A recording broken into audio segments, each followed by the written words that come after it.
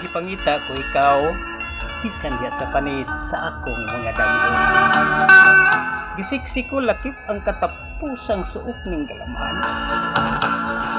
Uban ang dakong pamasin, ikaw akong hikaplagan. Apan wa ugwa kagid ikaw makita, bisan itong daman nga bunga sa katulogon.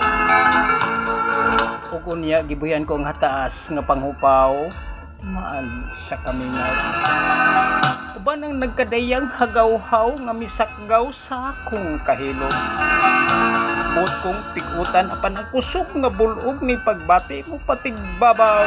Mudalikyat ug madayon gayud sa gangaan, dinhining akong kaisipan. Tinuod daghang mga higayon nga kining galamhan, ganuyon sa lapad nga wanang sa paghandog. Nitong mga tipakangan ni suwat dito nitong lapyahan sa baybayon.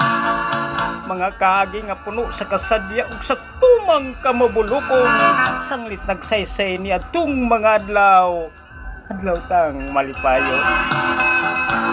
Apan karon gihugpaan ay noon sa kangit-ngit ang atong kalikupan. Antigbayon sa mga sadin nanay nagunog, dikot-kot sa gahom sa kalimot. Ang kanhing dugos nga labiyang katamis na imong apdo sa kapaitan, sangit ikaw sa kalit na hanaw, ug bisan sa kong mga daman, wa ka nagayud mo patimaw. Ug karon ania, igo na lang sa paghanduraw ni atong matahong panid sa kagahapon. Nga bisan mga naikanay ning balatian ang tumang kahapdos, pilit kong antoso.